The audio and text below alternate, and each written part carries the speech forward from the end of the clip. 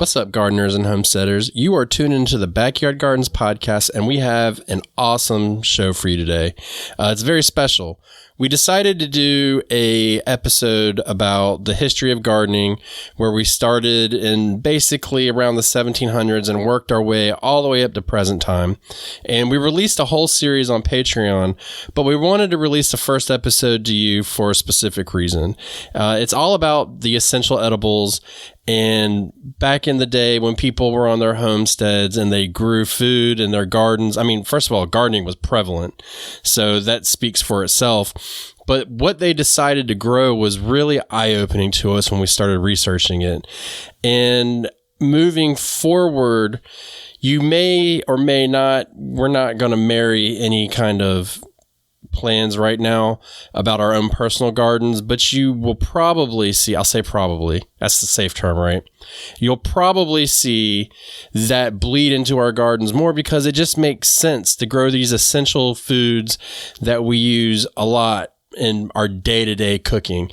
I mean, growing the good stuff, all the different varieties and stuff like that is great, but taking a look back in time could be a very educational way for us to grow and really learn about the basics of growing food and starting to preserve and stuff like that.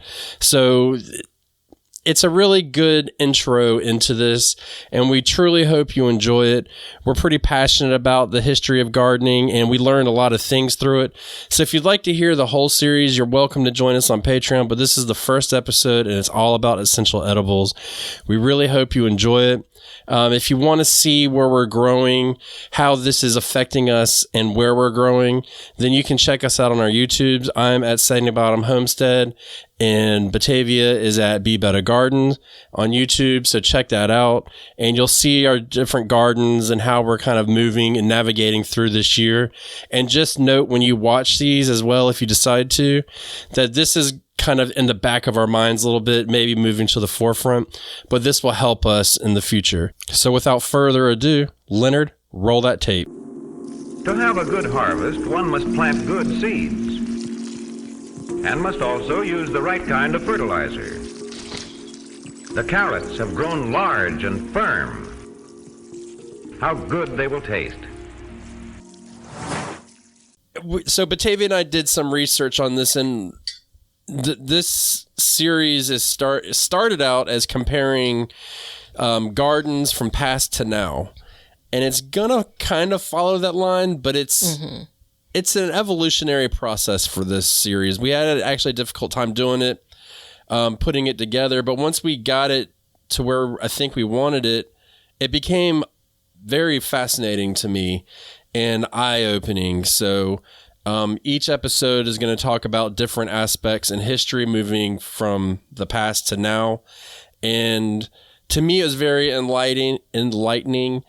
And I realized that there could be some changes to go back. Because as you know, Batavia, I'm more of a traditional style gardener. Like I like the history behind it. And I like the time-proven methods. You know what I mean? Yeah, yeah. Yeah, I definitely know what you mean. And I'm not necessarily a trendy gardener. I don't feel like I'm on trend or anything. There are definitely some things that I've only tried because I saw them on the interweb.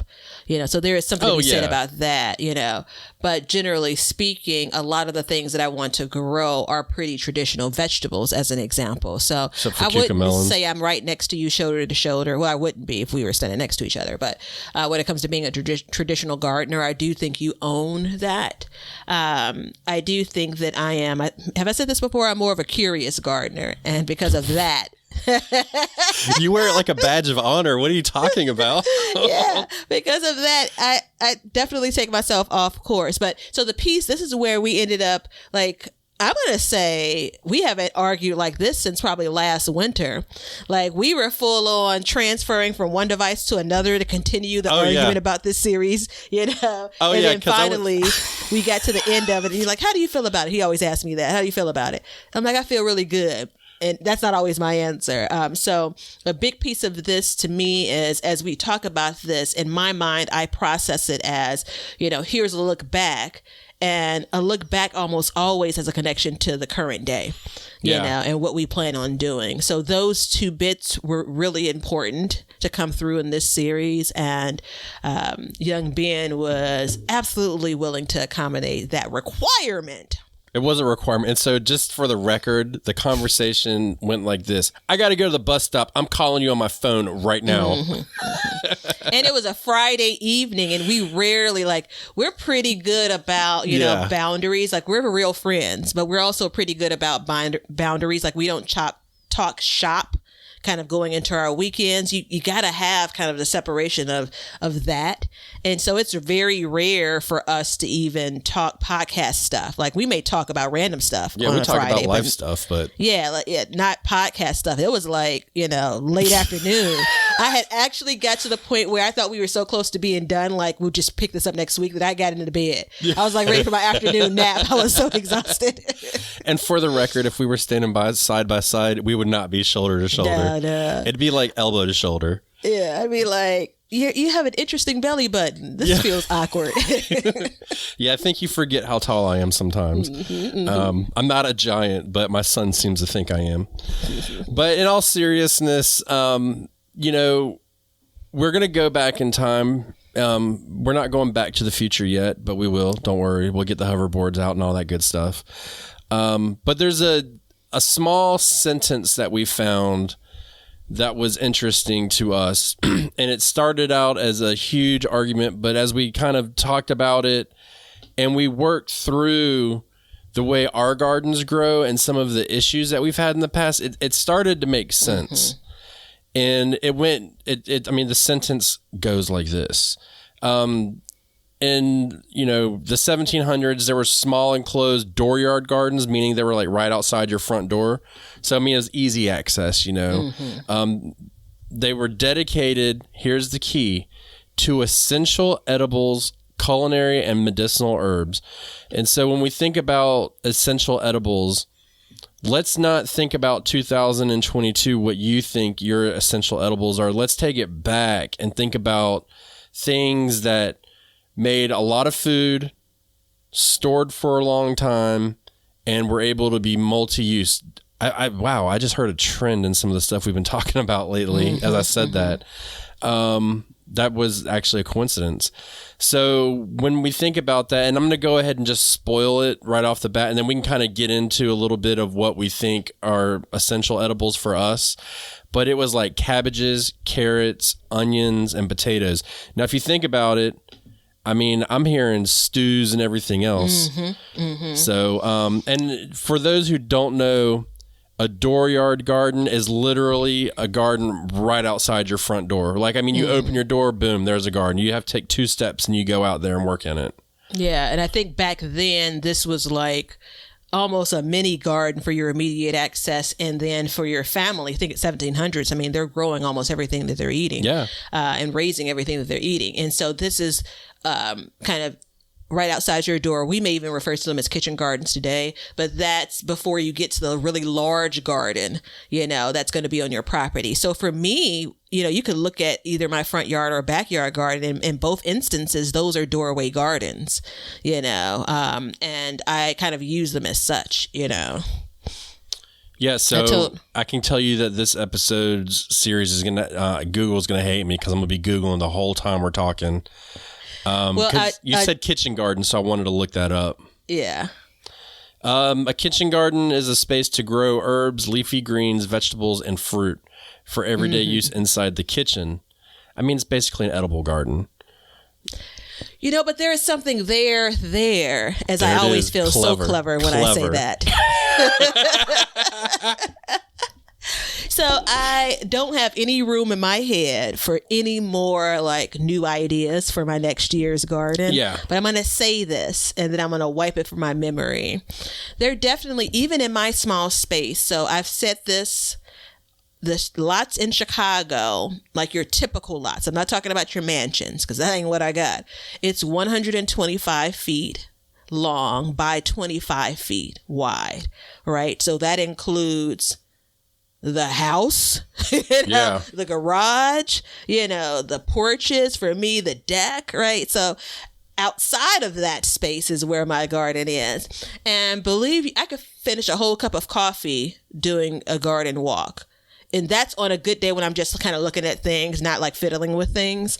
And so it can take me some time. I was talking to my mom this morning and she called like at 7:00, and she's always like checking me, and like I feel like maybe I'm slacking, but she never ever would say that. Such a kind person. Your mom's and so she's like, "What time did you get?" Your mom's better than my mom. Yeah. So my grandmother, God rest her soul, would have been like, every auntie would have known that it was after 6:00 when I woke up this morning. I'm not sure what's going on with her, but she slept until 6, right? So I told my mom, I'm like, oh, I think it's, it's still dark now, right? And it was really, I was up online, Googling random stuff at like 2 a.m., but that's a different conversation. So anyway, so she's like, oh, what time will you start work? And so I said, I was getting dressed, and I told her, so she's calling me at like a little bit after 7. So I said, I'm going to get my coffee. She's like, oh, how long will you be outside? And I told her I would do my, garden walk. And she's like, and I told her, I'll finish the cup of coffee and then I'll come back in. She's like, oh, okay. So I started like 8:00 or something. And it's funny because this time of year, there's really just, drinking and watching versus really intervening. But it's a long story to say, there's some things that I'll forget even in the height of the garden or the slower period to check on. Things that are in that small lot I just outlined that are further away from me, kind of in a nook and a cranny. Yep. So when you think about like kitchen gardens or even the dooryard garden from back in the day, there are things that like I planted my herbs right outside, the majority of them of my back door. My kitchen door. Yeah. That was very intentional. But there's some other things I think, again, it's a long way around here. I hope you're still with me. There are other things that I think that are more day-to-day use for me in my garden that I don't have in close proximity. Right. And so that's something to think about as I plan out the space next year. Even if it's quite literally a 10-foot bed, planting something on the corner of the bed that's closest to my door versus the far end, so. Well, I mean, for me, it rang true because, if you go through that very slim but important list of what we were talking, and we're not really going to get into the medicinal herbs much. We can touch on it, but that's a different story. But as I thought about that, and I thought about my garden and how I do it, I'm envisioning a garden. I mean, there were no neighborhoods that I'm aware of in the 1700s. So, it was like Ma and Pa on the homestead, and they walk out there. And I don't know. I mean, imagine that the garden was probably fairly large because there was no grocery store. Have you ever watched that movie Hateful Eight? Yeah, I have. So my wife laughs at me. Apparently, it's one of my favorite movies, and I hate cowboy movies. I hate them. But it's apparently one of my favorite movies because I watch it quite regular. For one reason is it's 3 hours long, so I can just let it run. But it's interesting because the whole movie takes place in this one building. And this one building is the equivalent of what would be a grocery store. It's your general store. It's got your candy. She's got stew cooking on the fire. She's got coffee. She might have a couple foods, odds and ends. But other than that, there's not really a lot of places unless you go into a town in which to get food. And then even then, the food couldn't travel far. So when I started thinking about my garden this year and in previous years, but mainly, I'd say in the past 5 years, it was shocking to me how far I've strayed from that to where I've gotten more and more, and here's the kicker, diversity within my garden. But because of the amount of diversity, I think I've actually been leaving a lot on the table. I know I have been leaving a lot on the table as far as like what I can produce and what my family can consume. It's very interesting.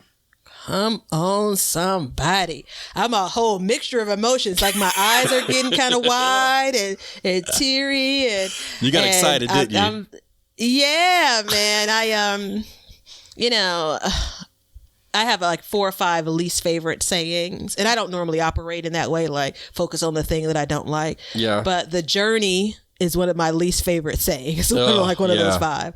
But there absolutely is a journey in this. And I think that you and I both, and especially if you go back 5 years and you look at these last few years, like our gardens have changed dramatically. Like, how long have you been gardening in North Carolina? My own garden, 7 years. Okay. Gosh. So you talk about 7 years ago, digging up a garden, and then how much it's changed over that period of time. And that's really important. I look at the same, like this is the 5th year. Going into next year will be the 5th year that I've had the garden space that I have. And I really believe that we've seen some changes in our space and in turn, the way that we go about gardening. And it feels like, is it a coincidence that we've both kind of come, like we've not hit our head up against a wall, but we've come to a conclusion very similar at the same time, right? So I don't know even if this episode should be gardening was easier back then, but I definitely think it was more simple. Ooh, that's a lot better. Okay, that's the new title. Yeah, man. Write it down. Leonard, take that note. Yeah, I mean, if you think about it, and let's say you're running just those basic crops, think about that. You only got to master a handful of crops. Think about last year when you were trying to master cucamelons. I love bringing up your cucamelon escapades. 10 different types of tomatoes, multiple peppers, sweet potatoes, regular potatoes, corn, lettuce, cabbage, carrots, parsnips, Brussels sprouts, lettuce. I'm going to keep going just to kind of, I mean, if you think about that list, it's long. Man. Now, I'm not saying that people back then did not grow these things, but I think the majority of their garden were big, large patches, because we take our gardens today and we look at them as a happy place. We look at those as a beautiful place. They didn't look at it like that. I mean, I'm sure they thought they were pretty or whatever, but they were like, this is it. This is a factory. This is a food factory. We're going to till and grow and harvest and keep it going as long as we can. And I think that getting away from looking at a garden like that could be a downfall for some people, myself being included, where I'm like, hey, I need a vining plant right here because it would look a lot better. When in reality, like, who gives a shit how it looks? Like, let's just get the food out of it. You know what I mean? I was a couple of videos ago, I opened with, I live in a big city. I'm in Chicago, Illinois, in the U.S., but I still have plenty of opportunities to grow a lot of food. Right. So that was kind of the general opening as I was kind of showing, the space that I garden in. And one of my online garden friends commented, I'm really happy that you mentioned that, because oftentimes we find reasons to, say we can't garden, or I can't grow this, or I can't grow that, and a part of what we were talking about in the comments was, today there's a bit more sacrifice for those of us that have our own property, right? You are basically going to sacrifice some bit of that property that we've come to use in different ways, right? It's a space where you're having barbecues, you're having family over, you're having cookouts or a barbecue, consuming barbecue. You're having family over, like it's a living space, right? So you fold all of that in, and to be able to also grow a garden, it's like you have to give up a little bit of that. Yeah. And a lot of us do that and don't look back. I'm one of those folks. And I think that that's one of the distinct differences. Like, the land was available to be worked. It wasn't necessarily for playtime back then, you know? And so it had in part a singular purpose when it comes to that bit of their homestead. And today we're definitely looking at kind of multi-purpose spaces, or using the spaces for multi-purposes, which it's a little bit more of a challenge, I think. The other day I had a guy come over. I was going to go do some work for him, and I heard the dog bark as usual. Sorry, dog's going off. And I was like, okay, he's here. And I went outside. I'm like, where the hell is he? I see his car, but he's not here. So I'm like, well, I'll just sit down for a minute. About 10 minutes later, I'm like, all right, enough's enough. Like, what, did he get kidnapped or something? Like, what's going on? I walk out back and he's just standing in my backyard. He's a smoker, so he's smoking a cigarette. And I was like, man, what the hell are you doing? He's like, man, I just fucking love your backyard. And the way he said that, and I was like, why? And he was like, it's alive. He was like, you have your gardens, and he was like, your bonsai. He was like, you've done a lot back here. And he's like, it's alive. And it's, you know, and it rang true to me because that's something that we strive for as gardeners is to get those reactions. But then we have to take a step back and say, okay, yes, it is alive, but is it giving me what I want out of it? You know what I mean? And I think there's stuff like truth moment for everybody listening. Depending on where you live, your essential edibles may have to be different than what you want them to be. You know what I mean? So like I grew a lot of like black eyed peas this year. Those can be essential edibles because they grow so well here. You know what I mean? And they tick mark a lot of those boxes. I mean, hell, we have a recipe where we make cowboy stew with them. So if that says anything. And I'm envisioning back in the 1700s, like everybody was a cowboy. I don't know. Well, I mean, I think that there's a bit of, you know, I'm sure in every bit of time there was something that was more tasty than, you know, other things that were eaten, but you ate to sustain yourself. It wasn't about some gourmet dinner or some, you know, some frou-frou dinner or even something that everyone loved. Even when I was growing up, fast forward a bunch of hundreds of years, and there were absolutely Daddy, my grandfather, there's a favorite meal that he had, you know, and we knew it when it was being cooked, but it may not have been my favorite, but that didn't matter, you know, and sometimes I'd look up and it's like, oh, that's my favorite, you know, and it's like, oh, my mom could take it or leave it, but again, that was the meal for the family. And so there is a part of that we have to carry into the garden. I think, you know, let me not be that absolute. I think that we should carry into the garden. If you're in a place where you're wanting things to carry you longer throughout the season, someone asked me, how long does your food last? Like, does it last until the next year? And it's such a great question. And it's such a complex question, right? And we did a whole series around, like, can you grow for a year? And so my general answer was... We did a whole series and we're going through a 9-part series about that right now. So. Yeah, right? And so my general answer was, you know, tomato products, yes, it can, you know, but there is still rationing. Like if I were to just, you know, blindly make soups and spaghettis and all of that stuff, like I probably would be out of it much sooner, you know, but I'm very intentional about, you know, kind of all right, we need to make it to the next year, but there are a bunch of things that I can't get a year out of, and that's okay. Yeah. Right. You know, but there are also some things that are more high value crops, I think. And you mentioned this on a recent episode, that, you know, maybe aren't as exciting, which goes back to, you know, the way that they looked at it hundreds and hundreds of years ago. It was essential edibles, right? Yeah. You know? So, and I'm going to say that that's not, I could probably force fit some items in my garden into that category, what that means to me, but that's definitely not the way that I have been managing my garden. That's what I'm trending to, though. Well, I was going to say this earlier, but I want to come back around towards the end of the episode, and because I want to give you time to think about, and myself as well as we talk, what your top essential edibles would be for your garden. Like, if you were going to go this route, and actually it would be fun to know, like, if you were considering doing this route, what would your like 5 biggest crops be? You know what I mean? That you would really focus on. I think that would be interesting because, you know, as you go through and you work in, as you work into the garden, Batavia just sent me a message and totally derailed me. I'm sorry.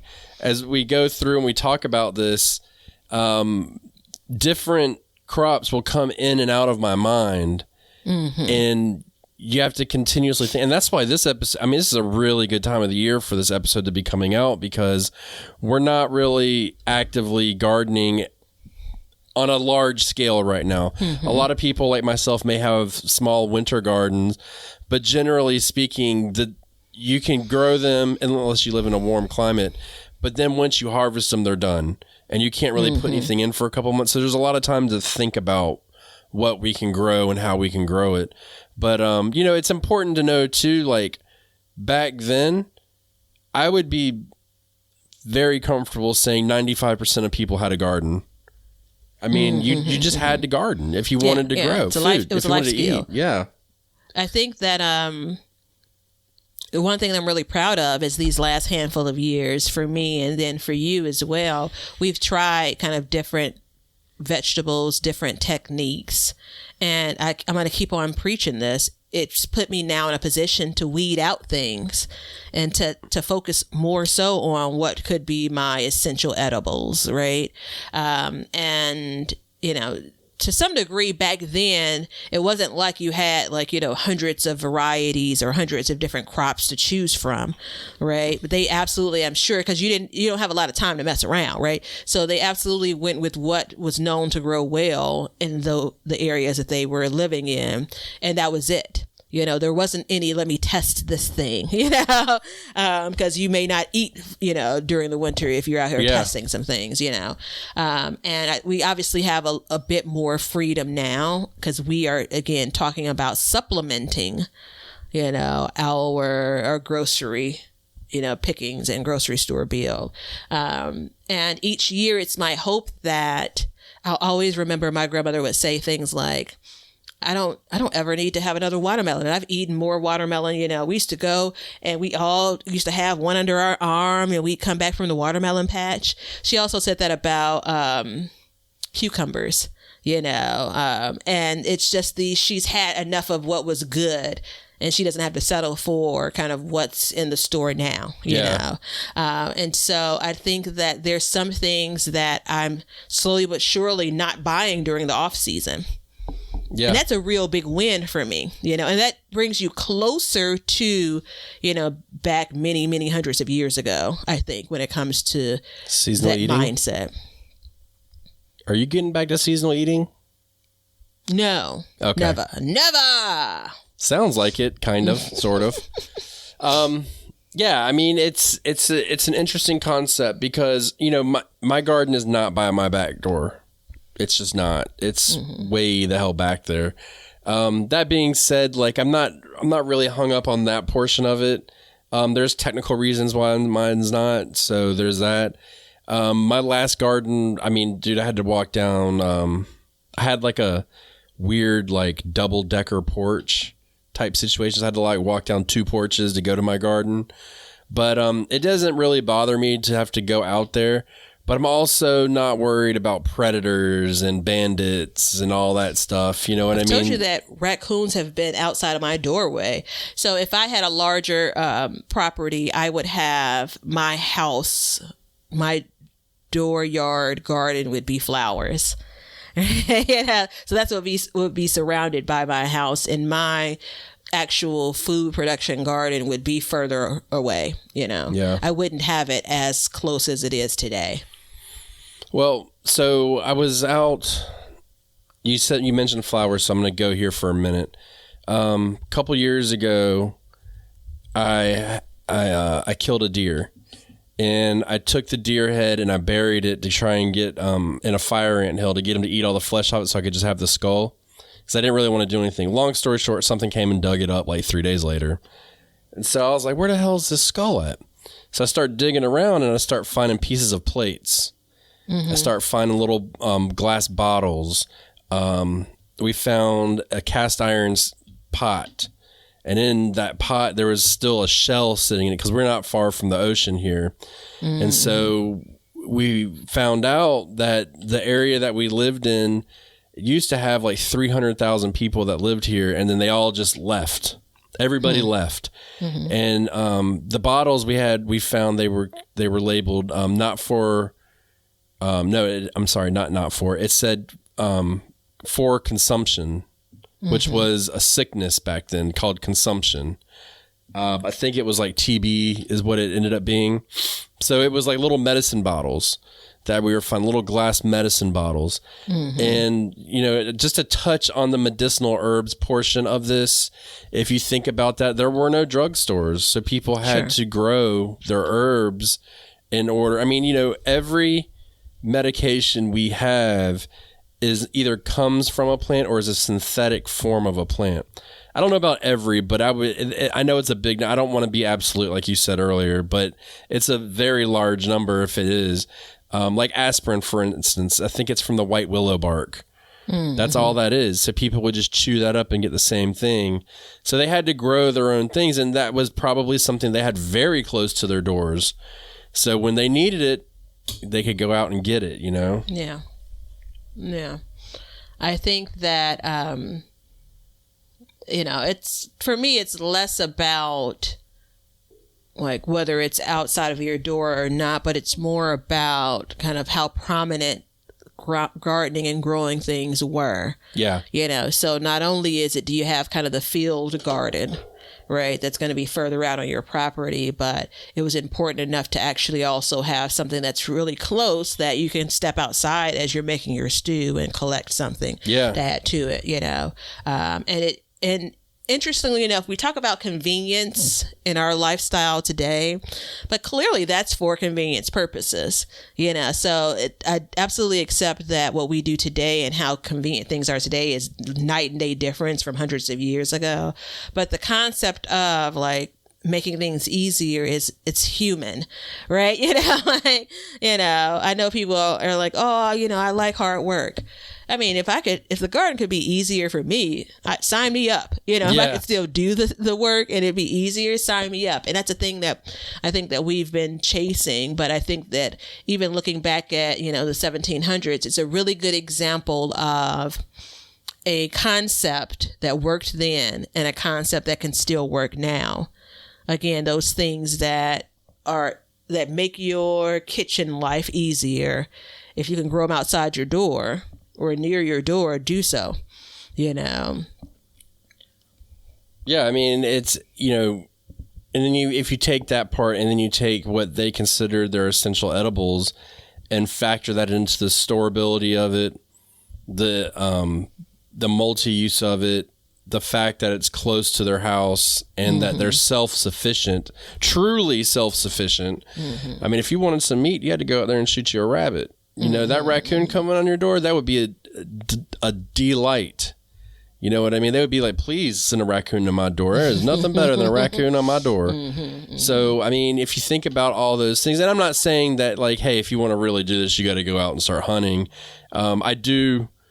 My personal feeling is I like the idea of everybody going hunting once so they can get in touch with where meat comes from. Because when my grandfather found out I hunted, I loved my grandfather, man, more than anything. He was a great man. But he said to me, he goes, oh, so you like to hunt? And I was like, yeah, I'm starting to get into it. And he's like, it's just so sad. And then I asked him, I said, his name, I called him Opa. It's German for grandfather. I said, Opa, that meat that you have you think that it just comes wrapped in plastic? Like somebody had to kill it. And he's like, yeah, but I didn't kill it. And I was like, okay. And that kind of rang true to me. And this was an older gentleman. You know what I mean? Like he was an older man, obviously, he's my grandfather. So taking that thought process, I mean, it's just totally disconnected from your food. And that's where like having your garden is different, because I don't think that I know that there are people that don't garden, don't understand that radishes grow in the dirt. I think some people think that they grow on trees, and because I know people that won't eat certain foods because they grow in the dirt because they don't want to get the dirt in their body. I know somebody like that. This book about gardening I was listening to. Damn, you'd be referring to this book on the reg. Oh, no, actually, there are a few. Oh, okay. So, look at you. And so one of them, the lady was describing, I can't remember if the story was with her husband, but so there was a guy and the neighborhood kids had come over to the garden, and he pulled a carrot, I think, out of the dirt. And so the little kid was like, how did you get that in there? You know, couldn't Like believe that's where that came from. Like, this is how you get carrots. He's basically like, you get them from the store, a little kid, right? And so you talk about what people may or may not know today or may not understand. It's not because of, the inability to understand it. It's just that we've lost that over generations. Yeah, it's not that you're not capable of understanding. I mean, how many people are in the world that have never seen food grow other than driving by it and, not knowing what what they're looking at? Like, one of David's favorite games to play when we're driving, because, usually when we go somewhere, we're driving in the country, we hardly ever go in the city. And he's like, Daddy, what are they growing? I'm like, oh, that's watermelon, corn. He's always trying to stump me. And one day he was like, what's that? He's like, it's snow. And I was like, no, it's cotton. And he's like, what? So I pulled over and I was like, go out there and get you a piece of cotton. And he's like, what? And I was like, go get you a piece of cotton off that plane. He's like, I don't want to get shot. I'm like, they're not going to shoot you if you go get a piece of cotton. So he got the piece of cotton and I was like, all right. And he goes, oh, okay, this is like a cotton ball. He's like, but there's all this lumpy stuff in it. I was like, okay, now I want you to pull all the seeds out of it. And he's like, how do I do that? And I was like, you start pulling the cotton and pull all the seeds out. And he's like, it hurts my fingers so bad. I'm like, that's what people had to do back in the day before they had machines and stuff. That was like their job. Yeah. That's how they made clothes and stuff like that. And I mean, that's when you start getting into the true definition of homesteader, where they were making their own clothes and that's what these people were. They were homesteaders. And I believe that they called their houses the homestead. Yeah. Like Little House on the Prairie. I'm pretty sure they called it a homestead, even though I hated that show. It was terrible. Oh, my mom used to love that show. I have a good girlfriend that still watches it. Did you know that Jason Bateman was in that show? I watched it, but I don't remember that. He was really young, yeah. Oh, I do remember that. Now that I just had to picture a young Jason Bateman. Wait, do I? I may be making that up in my head now. Yeah, he was in it, yeah. He's one, I love the way he talks. It's hilarious. He'll make you feel like an idiot quick. Yep. Looking at the interweb, I can absolutely remember that. But, it's just that disconnection. And then one day we were driving and he goes, what's that? And I was like, that's a watermelon patch. And he's like, what's that? And I was like, I don't know. And he's like, you sure? And I was like, oh shit, that's cannabis.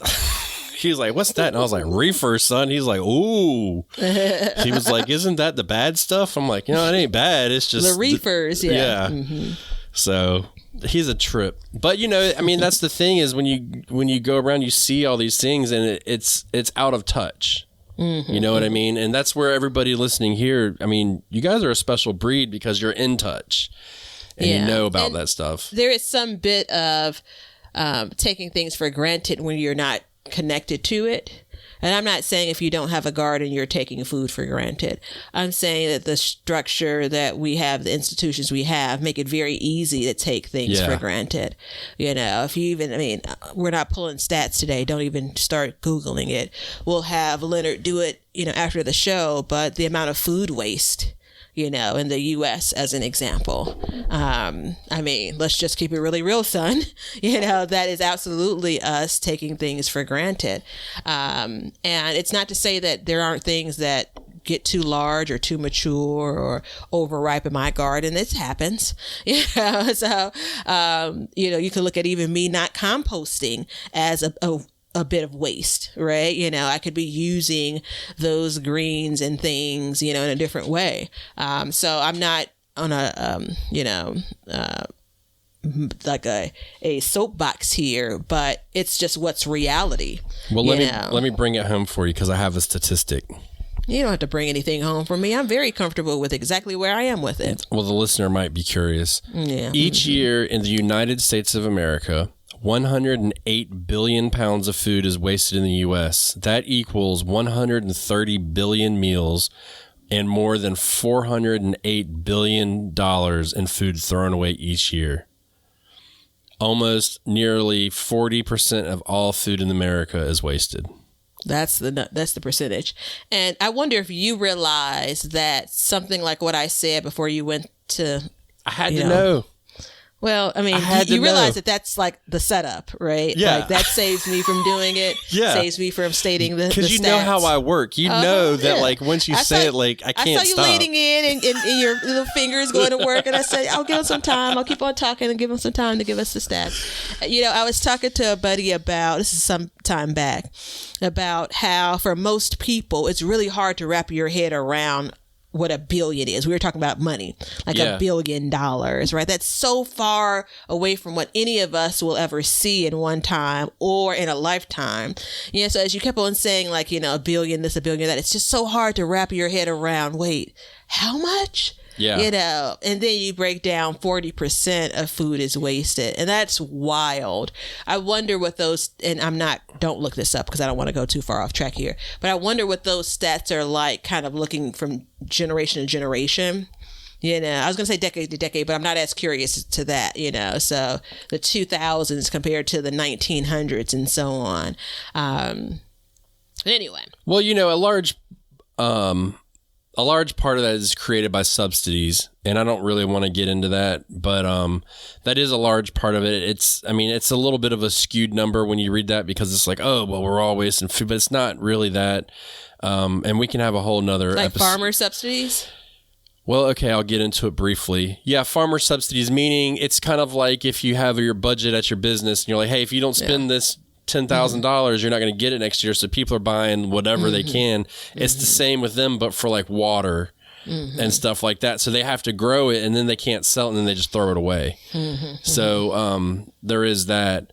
So yeah, I mean, it's a little bit of a misleading number, but still it's the fact of that's a lot. And even if it was only half of that, even if it was only 20%, that's still a lot, you know? Yeah. So I had a friend last year and he bought some Shiba Inu crypto when it came out, and he was like, I'm holding it till it gets to $1. Well, there was 1 quadrillion coins made, and I was like, all right. So I started reading about it, and they're like, if it goes to $1, it'd be worth more than all the real estate, all the cars, and all the food in the entire world put together. I'm like, it'll never, because you just can't wrap your mind around these big, huge numbers like this, you know. But we digress, and then going back to gardening was easier. You know, one thing I want to remind everybody of too is people weren't starting seeds in their house back then. You know, I didn't realize that. Yeah, well, I mean, you don't have lights. Yeah. You know, I mean, okay. I'm pretty sure that candlelight doesn't grow seeds. I could be wrong.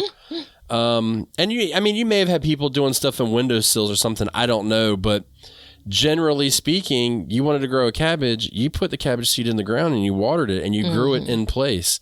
And I would imagine that maybe you got better produce if you did that too. I don't know. You know, I was thinking about that today. I have... Of course you were. Of course you were. So I was... I've just had a really shitty time of like fall starts. Yeah. So here's your spoiler. If you hear me talking about my fall garden, if you see me on videos about fall garden, you know, prepare to be underwhelmed. So I just had my seed starting was just so slow, and I had to resow and yada, yada, yada, right? All in all, still, you know, a really decent year for the garden. But I had 1 of 6 collard plants. I started a new round of collards back in July, and one of them I have planted and I can see the new growth, and it's going to be fine, right? I have a short window of time for how much it's going to produce, but again, that's fine. Then I thought this morning, like, if I would have just sowed those seeds in place, like, because the one I have is growing in a container, then I probably would have had more than 1 collard green plant growing, you know? And so I kind of have an idea of why I did not. Right. But that's neither here nor there now. It's a good example of, for me, like, everything can't be direct sow, but there definitely are some things that can. And if you think back then, you know, they probably were just growing the things that could be, that for their growing season, whatever that was for, you know, wherever they were only growing the things that could sustain from seed to harvest. Yeah. And they only got access to stuff that grew in their area too. Yep. There's that. So it's all interesting concept. And I'm interested to see as we go through this series how our opinions will change and, morph through about our gardens for next year. I'm sure there's going to be some people that this may click with, and some people may be like, yes, screw those guys. They don't know what they're talking about. And that's fair. But on that note, we've been talking about essential edibles, and I have to give you something that has to use an essential edible, and that would be the recipe of the day.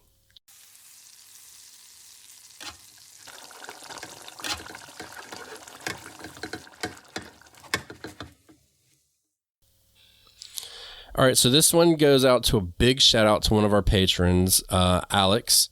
They send us a message and go, how much am I going to have to pay you for that egg roll recipe? Not a damn thing, because here it is.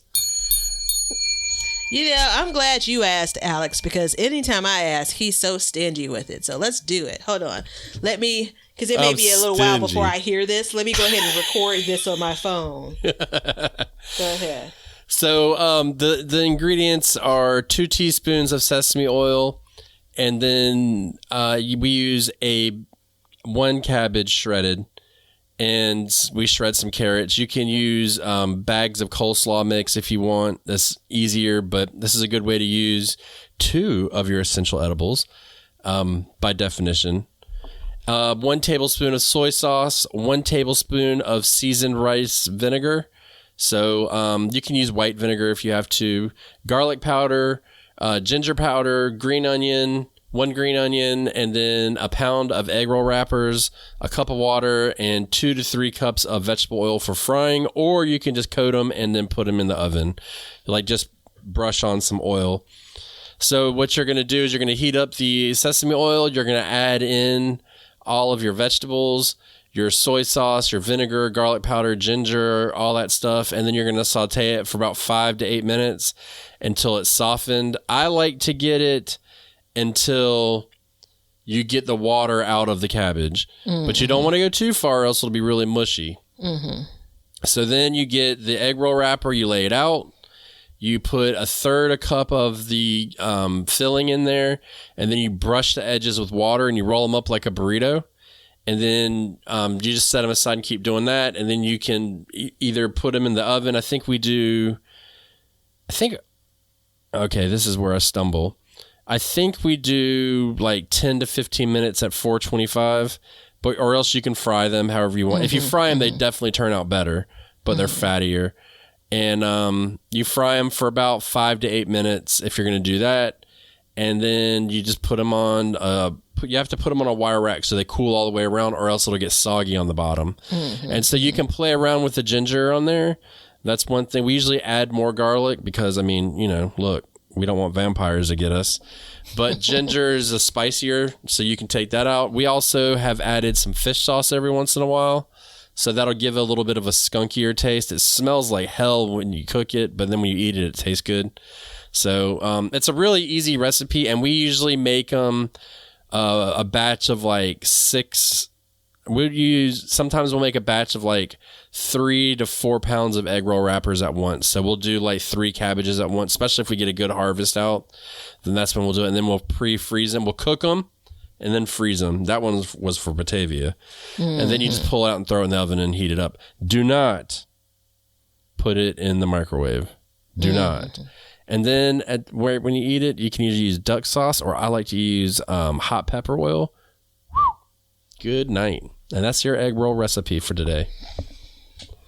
So as my great aunt would say, when we were younger, she'd say, we're working on something, trying to watch what we're eating. And so I'm working on something. And I am starting with things like, smaller serving sizes. So before I told you, all right, let me go ahead and eat a little bit of this oatmeal. And it really was a little bit. And I'm like, it was a protein filled oatmeal, had eggs and oats. the eggs for the protein, a little bit of milk in it. So it definitely was a fulfilling serving, but not necessarily size. And I'm sitting here like, I got a long way to go. Yeah. I'm pretty hungry right now. In part, it's probably I need to drink a bit more water too. But I could actually hear the crunch. Yeah. That's a good one. Thanks, Alex. Also thanks, Ben. Yeah. Well, you can thank Alex because they pressured me into making. No, I'm joking. I was more than happy to give it out. So I'll post that on Patreon for all of the patrons, and that's another aspect you get out of it. So we're going to start putting all of our recipes, or most of our recipes on there. And then you can enjoy them as you want. But, I said earlier I wanted to come up with our 5 top essentials, but let's dumb it down to one as we build through these episodes. We can kind of keep thinking, because I think this is not, let's come up with it in a 30 minutes type situation while you're having this other conversation. I think it's going to take some time. So what is, other than cabbages, carrots, potatoes, and onions? Yeah, I put a stipulation on it. What is one essential edible that you think you would have in your garden? That you will have in your garden? Green beans. Green beans, really? I like it. And I reserve the right to lean towards something that I've been successful this year at more than any other year. Because carrots was going to be my one, but clearly you make the rules. And green beans, in part because there are a bunch of different ways to use it, in part because I've cracked the code when it comes to growing in quantity and my preference for when I want to harvest them, like the size, like all of that stuff goes into kind of who you are as a gardener, like your style of gardening, what you prefer. And so I feel really good about that going into next year. Well, since I write the rules, I'm just going to stick with carrots. I'm joking. I'm joking. Seriously, for me, one of them is probably going to be okra.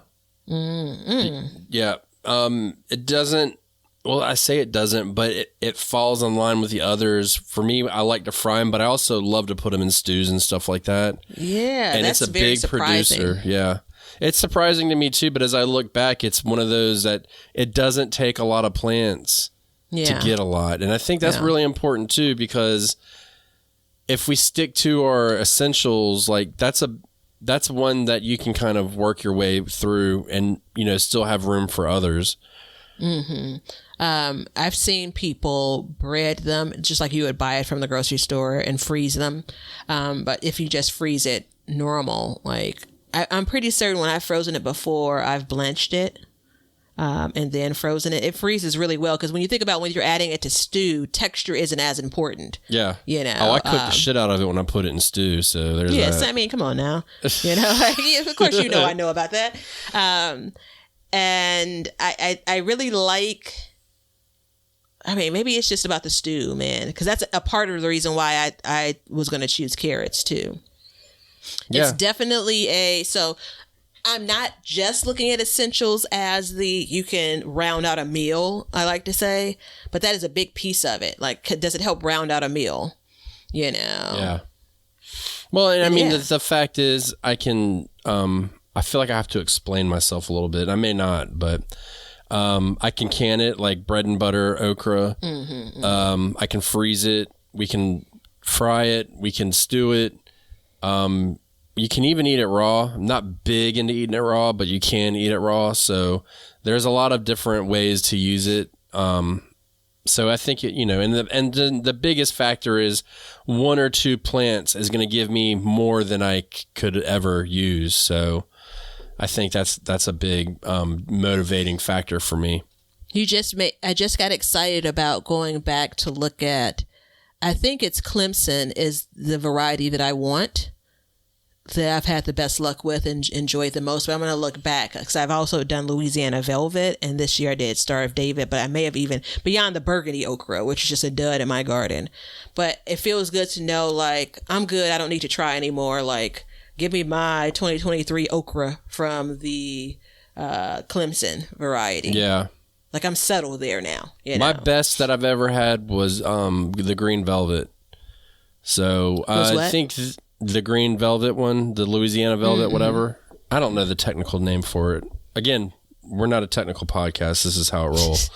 But that was the best I've ever had. I have seeds from this year that didn't do well, but I had compaction issues and dead soil and stuff that I was growing in. So I'm not really going to count that. I'll probably do a mixture of both next year to ensure that I get it. But if the ones that I have now do what I think they're supposed to do, then that's just going to be what I go with.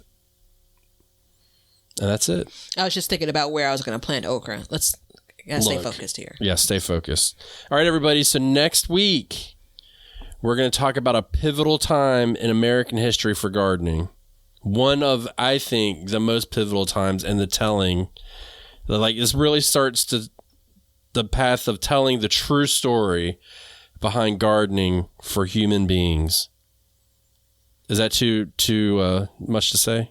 I mean, I feel like this is the outtakes to, like, some Marvel movie or something. Like, but wait, yeah, this is the end credit this is what's going to happen in the second movie for this series. Yeah. Hey, well, you're going to have to find out next Thursday right here on the Backyard Gardens podcast. And until then, check out our links, become a patron, buy a t-shirt, or go to Amazon and shop, or you can check us out on YouTube. And until next time, see ya. Now you know why people feel like celebrating at harvest time. All over the world, people have feasting and good times when the crops have been gathered in.